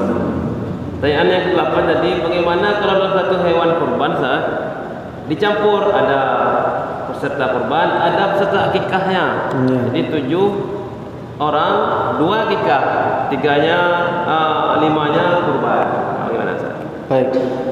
Pertama, kami beritahu tentang hukum akikah itu berkaitan dengan syarat-syarat dan tentang ketentuan-ketentuan ahkamul akikah. Salah satu ketentuan-ketentuan dalam akikah yaitu dia mempersembahkan akikah atas nama anak perempuan 1 ekor kambing dan kemudian 2 ekor kambing bagi anak laki-laki. Tak boleh dengan sapi. Itu hukum pertama. Ketika dia mengikutkan pada 7 itu batal dia secara akikah. Artinya dia belum terbayar akikah. Adapun niatul adidah, niat yang beraneka ragam dalam 1 ekor sapi, 1 niat membayar dam, 1 membayar hadiu gara-gara pelanggaran dia di Makkah. Dia menyampaikan kepada panitia Masjid Al-Mukhlisin, saya di Makkah saat ini melanggar 1 pelanggaran, saya bayarkan dam di Indonesia misalnya, walaupun sebetulnya di sana. Nah, niat adidah, niat yang beraneka ragam, sebagian ulama mengatakan tidak memperbolehkan. Dalam kalangan Syafi'i memperbolehkan.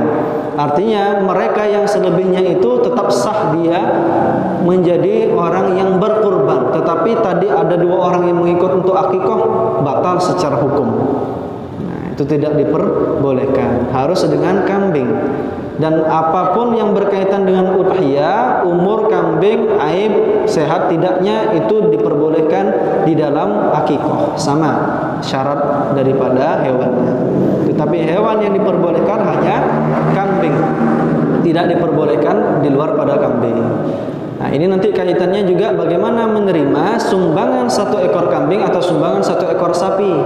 Nah, kaitannya dengan bukan tentang hukum menerima halal boleh tidaknya, tetapi apa kaitannya kita dengan orang muslim non muslim tersebut. Kalau orang kafirin tersebut ternyata dia berharap ketika di hari raya Imlek, Natal nyepi, dia berharap mendapatkan hadiah pula, maka haram menerimanya.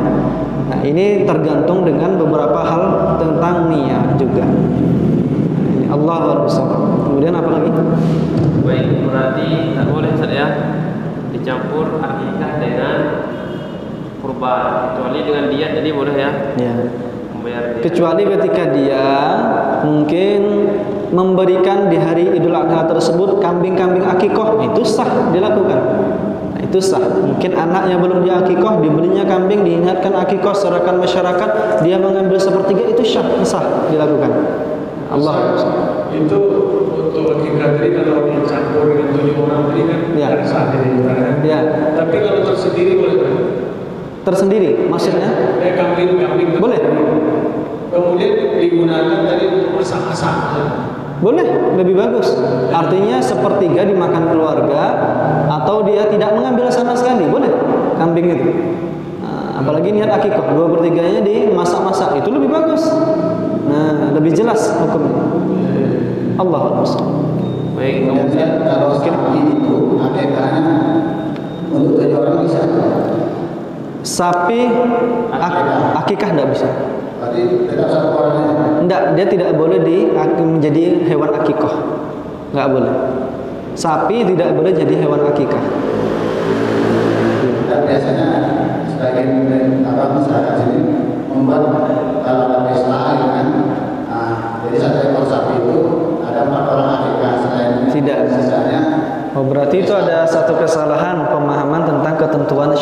tentang akikoh. Nah, berarti harus kita buka nih bab selanjutnya tentang akikoh. Gitu. Satu nyawa. Itu hanya satu hewan, kambing. Kambing. Tak boleh sah.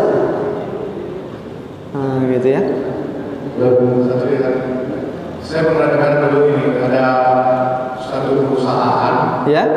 Misalnya itu dia mengantarkan sapi seekor ke masjid ini untuk kurban. Ya. Saya pernah dengar dari Ustaz begini, kalau pihak perusahaan itu jatuhnya bukan kurban sedekah, ya.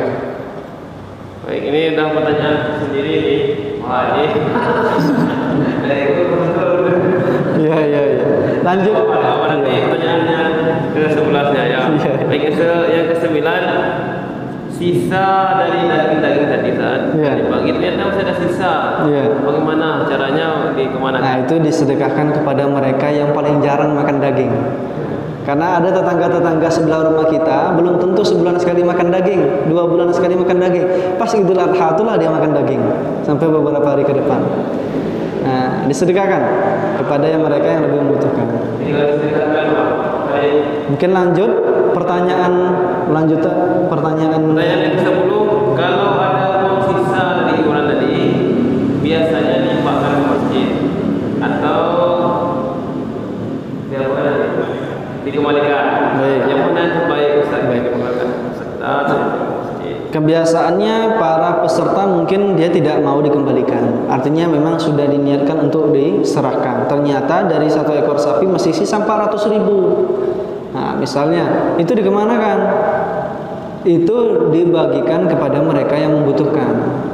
Mereka yang membutuhkan disedekahkan. Tak boleh masuk kas masjid. Jangan masuk kas masjid. Ya. Karena niat dari awal mereka yang ini disedekahkan. Kalau pesertanya minta dikembalikan, Ustaz? Balikkan. Kalau dia minta balikkan, balikkan. Tapi sampaikan di depan, Bu, ini uangnya akan kami gunakan untuk ini. Tak jadi dibalikkan. Gitu. Karena lebih baik gitu. Ustaz, Baik. misalnya katakanlah kami kan kurban 2 juta 300. Ya. 2.100.000 ini kita alokasikan memang untuk dana kurban. Ya. Sedangkan 200 untuk operasional. Kemudian yang 200.000 tadi, ya, dari kalikan sekian peserta, Ya. nanti uangnya bersisa kan? Bisa nggak masuk baitul mal saja? Baik. 200.000 untuk Operasional saja. baik. 200.000 itu untuk operasional. Kemudian bagaimana? Itu lebih bagus lagi. Artinya itu sama dengan hadis Ali bin Abi Thalib, walakin na'ti indana. Mereka yang menjadi peserta, mereka yang membayar bagi mereka yang tukang jagal atau bagi mereka pekerja yang motong-motong daging, motong-motong tulang. Nah, itu dikasih amplop bagi rata, kasih ke mereka 200.000 yang sisa tadi. Nah, itu lebih baik lagi. Kalau memang itu ternyata masih sisa, sampai kami sampaikan tadi masih sisa nih, uang nih memang banyak gitu kan, pekerja sudah dikasih semua, kasih kepada mereka yang membutuhkan, bukan masuk ke dalam kas masjid. Gitu ya. Allahumma shalli. Baik. Pertanyaan yang ke-11 tadi lah, dari pengantar. Nah, ini ada kurban perusahaan ngasih sapi untuk masjid kurban satu perusahaan. Nah, itu disebut kurban atau hadiah? Baik, kalau dia ngasih sapi tersebut ditanya dulu atas nama perusahaan, artinya uang kas perusahaan atau nama dari potong atas mereka, potong atas gitu ya. 7 orang dari orang perusahaan. Di perusahaan itu ada manajer, di perusahaan ada PC, ada LC. Nah, yang seperti itu mungkin dia iuran 7 orang. Kalau atas nama perusahaan ternyata pribadi, artinya dia berkurban. Kalau tidak, namanya sedekah. Kalau sedekah itu lebih enak lagi, masak saja atau dibagikan, dipotong-potong, ditasarufkan, salurkan kepada mereka yang membutuhkan. Gitu. Hadiah jadinya hukumnya. Kalau dia atas nama perusahaan. Oke, kalau sama perusahaan ya, ini waktu udah jam 10 lagi ini. Nah, lagi. Baik, 2. Setelah ini kan lagi ya. Assalamualaikum warahmatullahi wabarakatuh.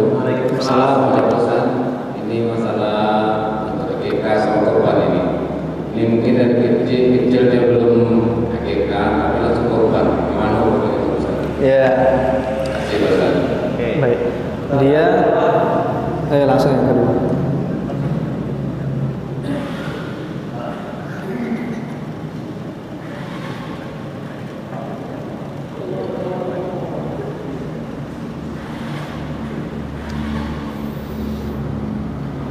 Silakan. Assalamualaikum warahmatullahi wabarakatuh. Waalaikumsalam.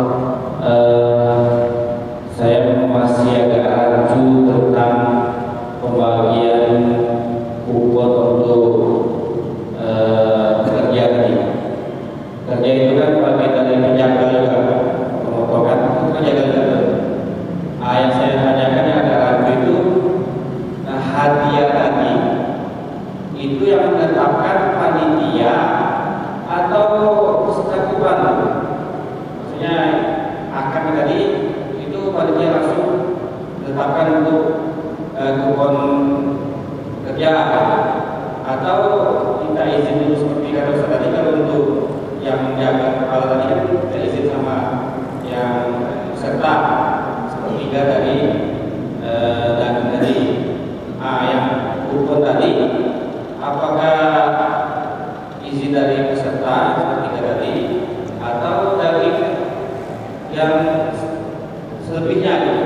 Karena kalau kita kasihkan juga peserta kerja tadi kan dia dapat 3 asoy, sehingga nanti berkurang daging untuk masyarakat. Lebih banyak yang kerja panitia kan, seperti itu. Nampaknya seperti itu Pak. Iya.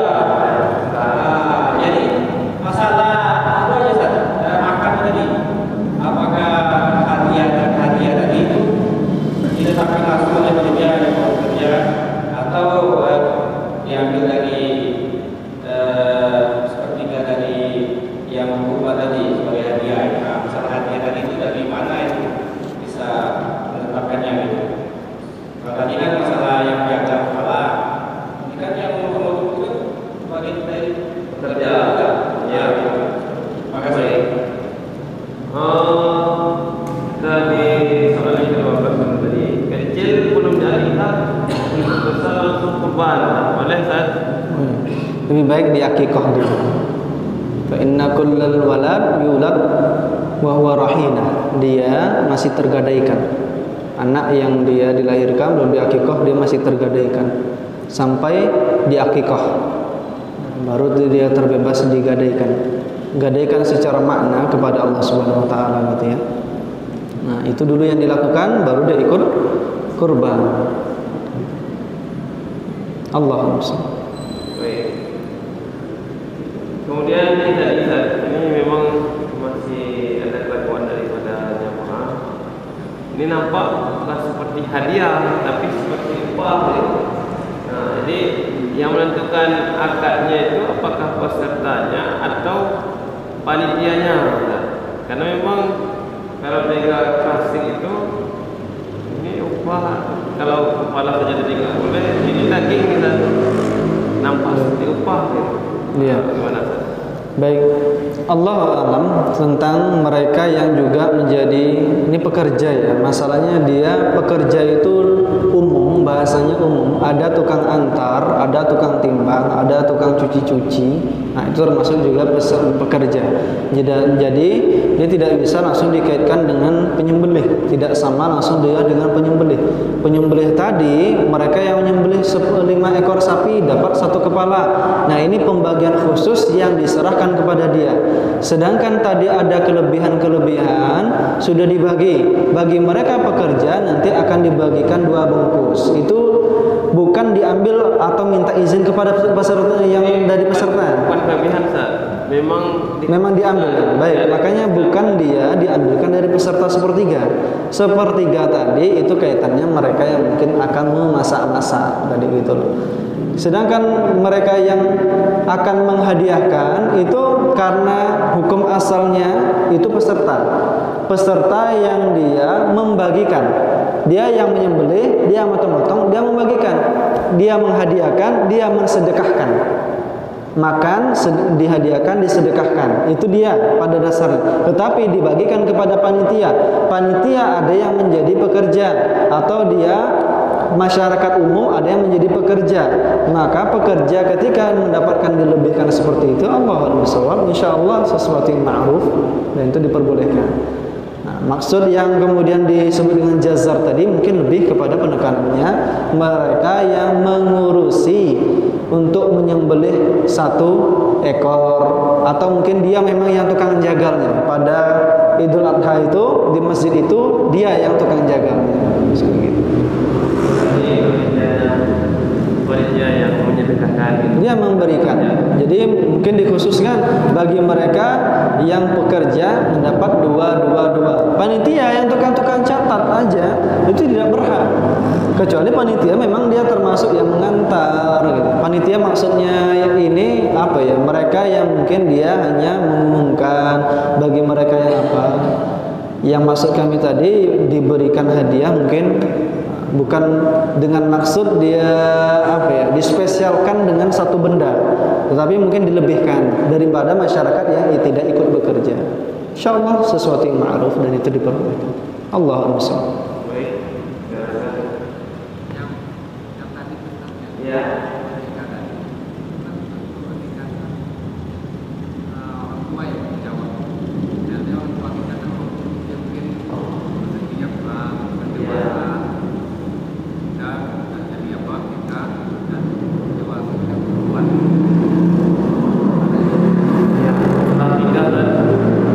Seharusnya kan orang tua yang menikahkan kita.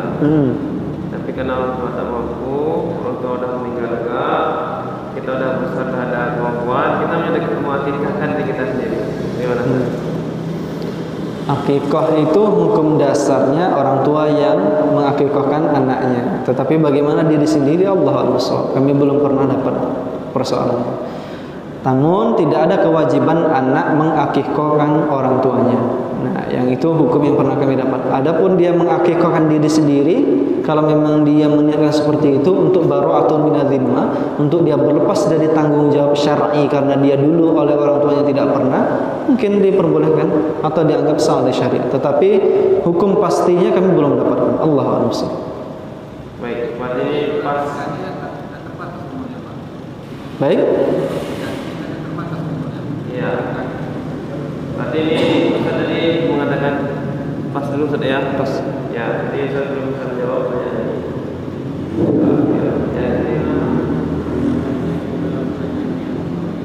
Ya.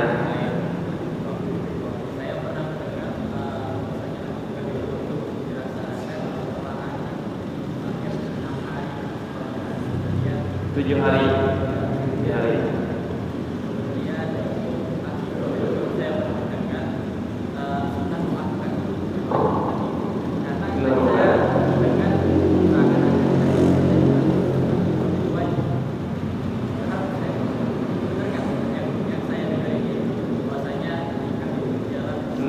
Baik, ini tentang hukum ya. Mungkin langsung saya jawab. Tentang hukum tadi memang sudah saya katakan. Syafi'iyah mengatakan sunnah muakkadah yang ditekankan. Dalam kalangan Hambali mengatakan sunnah tetapi diwajibkan. Seakan-akan diwajibkan bagi mereka yang mampu. Ada celaan bagi mereka yang mampu tapi tidak berkurban. Tapi di situ karena kalimat kenapa mengatakan wajib? Karena penekanannya sungguh luar biasa. Kenapa dikatakan dia sunnah tapi diwajibkan?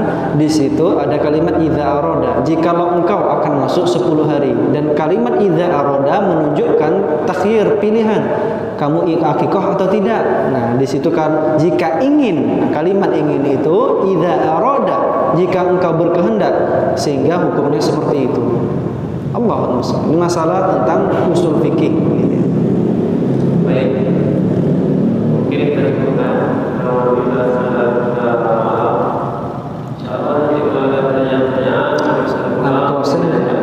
closing dulu kan. Baik, mungkin terakhir yang kami sampaikan jamaah sekalian yang dimuliakan Allah, bahwasanya kurban ini bentuk ibadah kepada Allah Subhanahu wa taala, sehingga perlu diperhatikan segala macam ketentuan syar'inya sehingga bernilai ibadah pula, tidak ada kezaliman di dalamnya. Dan kemudian terakhir yang kedua, jamaah sekalian yang dimuliakan Allah, ini kami rekam di media dakwah kami, Ma'had Imam Syafi'i li Ta'sir Ilmi dan Muslim Minds Official, silakan kunjungi. mungkin beberapa video kajian-kajian dari kami dan beberapa rekan, dan juga kami menghimbau kepada jamaah sekalian sebagaimana mungkin terlihat pada banner, kami juga dalam rangka menawarkan sebesar-besarnya untuk mengkapling-kapling tanah di akhirat dengan cara kita bersumbangsi baik 1-2 batako, 1 sak semen, 1 kubik pasir, terserah. Yang di situ mudah-mudahan setiap daripada bangunan yang akan terbangun, setiap anak yang menjadi penghafal Quran di situ mendapat pahala jariah, boleh diatasnamakan pribadi. Cerita sedikit, ada namanya Insinyur Solah Atiyah sampai menyumbangkan 50%, 100%, sampai ketika dia meninggal dunia dikunjungi hampir 1 juta orang ketika dia meninggal dunia. Tidak pernah terekspos, tetapi dia punya ribuan, ratusan ribu murid, santri-santri penghafal Quran dari universitas dan pondok yang dia dirikan. Pondok ini kami kasih nama Ma'had Imam Syafi'i di Ta'sil Ilmi wa Tahfidzul Quran, berlokasi di Talang Jerinjing. Ada lokasi dihibah kepada kami, diwakafkan seukuran 6 hektar. Nah, pondok ini pondok yang kita dirikan, didesain untuk memahami Al-Quran, memahami sunnah-sunnah. Guru-guru alhamdulillah ada alumni-alumni luar negeri, beberapa orang dari alumni Yaman, ada 3 orang, alumni Sudan ada 1 orang, 1 lagi masih di Sudan, dan juga ada rencana syekh yang mau kita akomodir untuk sampai di Indragiri Hulu. Maka di sini kami mengajak kepada jamaah lebih daripada dia hanya untuk ikut, daripada untuk mendoakan, mungkin bisa juga untuk jihad fisabilillah dengan jihad bil iqtisad, dengan ekonomi. Salah satunya dengan membantu program-program lembaga atau instansi pendidikan yang nilainya menjunjung tinggi Al-Quran dan As-Sunnah. Allahul Shawab. Mungkin demikian, nanti bisa menghubungi nomor yang tertera atau bisa disampaikan. Mungkin kami di depan ada kotak yang disediakan, jamaah boleh menginfakkan. Allahul Shawab. Kami serahkan kepada pembicara. Baik. Untuk bahwa ada ilmu pengetahuan yang luas. Mungkin kali ini yang kita sampaikan, belum tetap atau mungkin belum tetap ataupun pernah dibaca tersilap, bisa nanti diperdalami di lain kesempatan di waktu yang lain. Kami akhiri dan berterima kasih.